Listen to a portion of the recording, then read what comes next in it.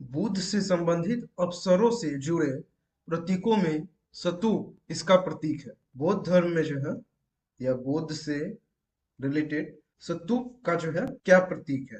Option में दिए गए हैं मृत्यु, पहला उपदेश, जन्म, गृह त्याग। ये बौद्ध से संबंधित घटना और उनके प्रतीक है। बुद्ध का जो जन्म हुआ था तो कमल और बेल उसका जो है प्रतीक है, और गृह त्याग यानी वो जो घर जो त्याग किए थे तो उसका जो प्रतीक है वो घोड़ा है। ज्ञान, पहला उन्होंने जो ज्ञान दिया था वो कहाँ पे? वृक्ष के नीचे बैठ के। और प्रथम उपदेश जो था वो चक्र। मृत्यु, मृत्यु का जो प्रतीक है वो क्या है? स्तूप है। तो इसका जो राइट आंसर है ऑप्शन नंबर ए, मृत्यु। स्तूप का जो है प्रतीक क्या है? मृत्यु। तो प्रश्न जो आपको आएगा कि बौद्ध धर्म से संबंधित अवसरों से जुड़े प्रतीकों में स्तूप किसका प्रतीक है? वो मृत्यु का है। अगर आपको घोड़ा पूछा जाए तो गृह त्याग होगा, और जन्म जो पूछा जाएगा तो उसका जो प्रतीक क्या होगा? कमल और बैल। और उपदेश जो है, पहला उपदेश वो था चक्र। और ज्ञान अगर पूछा जाता है तो वो होगा आपका वृक्ष। गुप्त वंश का अंतिम शासक था क्रूरगुप्त, विष्णुगुप्त, सकंदन कुमारगुप्त। गुप्त वंश के जो है अंतिम जो शासक थे वो थे विष्णुगुप्त। विष्णुगुप्त के जो पिताजी थे उनका नाम था कुमारगुप्त तीसरी। और इनके जो पिता थे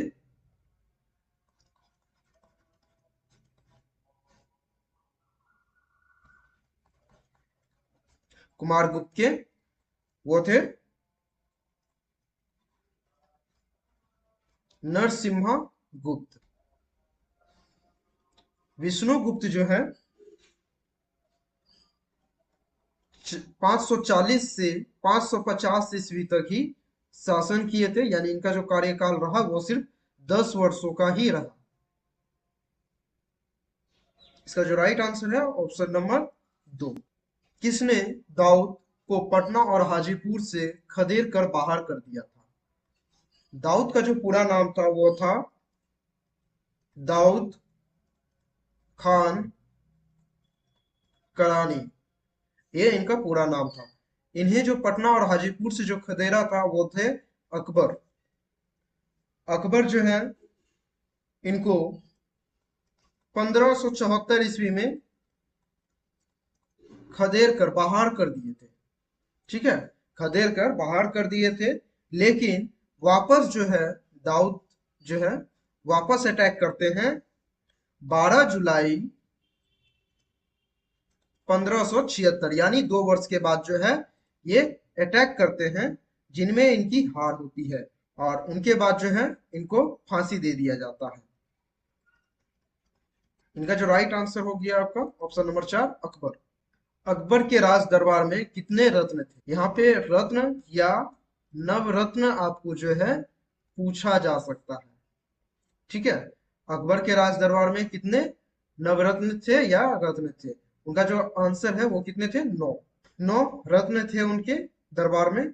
और वो जो थे आपके अब्दुल फजल फैजी, मियां तानसेन, राजा बीरबल, राजा डोरमल, राजा मानसिंह, अब्दुल रहीम खान ए खाना, फकीर जियोउद्दीन, मिर्जा अजीज कोका। ये 9 जो है थे विद्वान। ठीक है, आपको ऑप्शन में यहाँ पे कितने विद्वान, रत्न या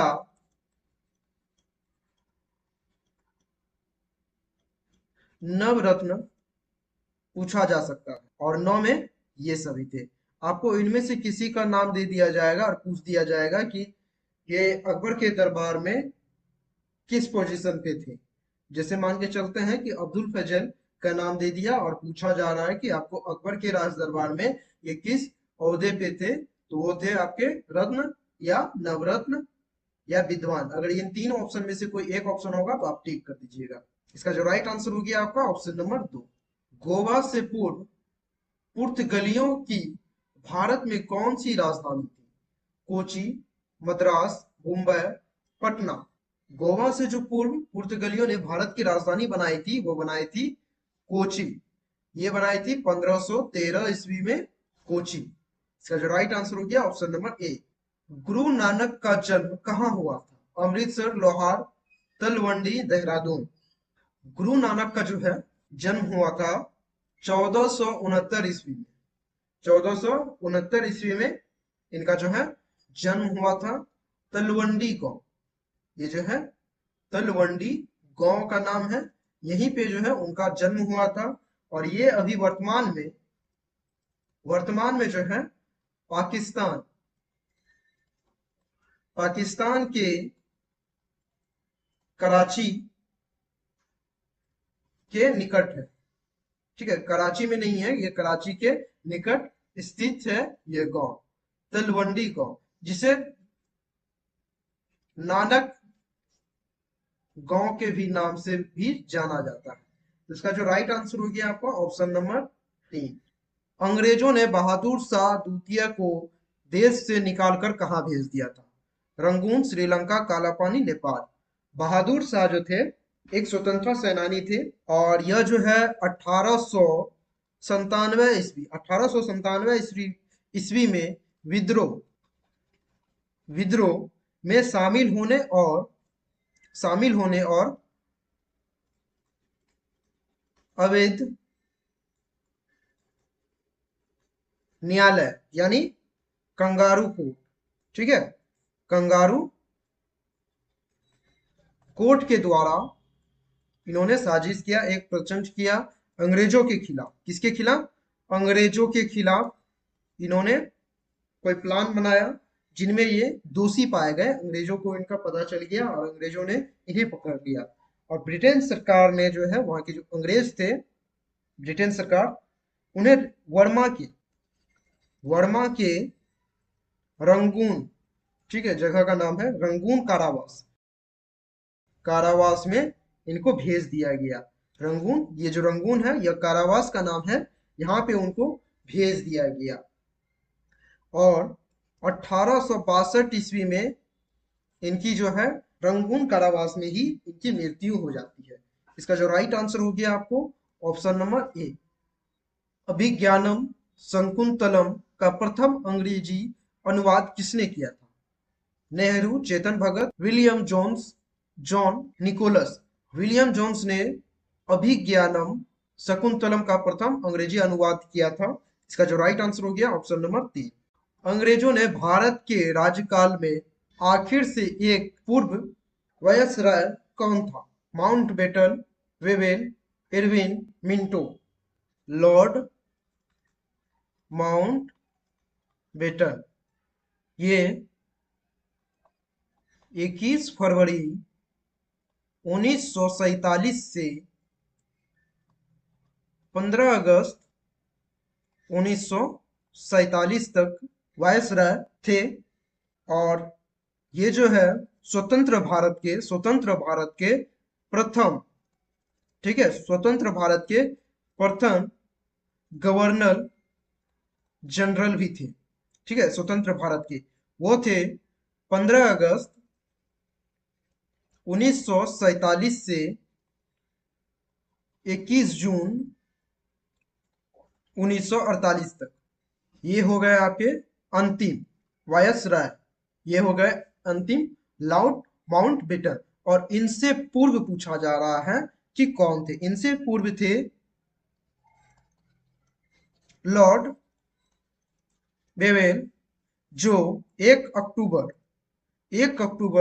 1943 से 21 फरवरी 1947 तक कार्यरत थे। तो उसका जो राइट आंसर हो गया ऑप्शन नंबर 2। चंपारण सत्याग्रह आरंभ कब हुआ था? चंपारण सत्याग्रह कब आरंभ हुआ था? तो ये जो आरंभ हुआ था 1917 ईस्वी में जो है ये आरंभ हुआ था। और ये महात्मा गांधी, आप जानते होंगे महात्मा गांधी का यह पहला पहला सत्याग्रह था, जिनमें जो है तीन कठिया, तीन कठिया प्रणाली, ठीक है। तीन कठिया प्रणाली के अंतर्गत किसकी, नील की खेती, नील की खेती करने वाले किसानों के हित में ये आंदोलन जो है आरंभ किया गया था।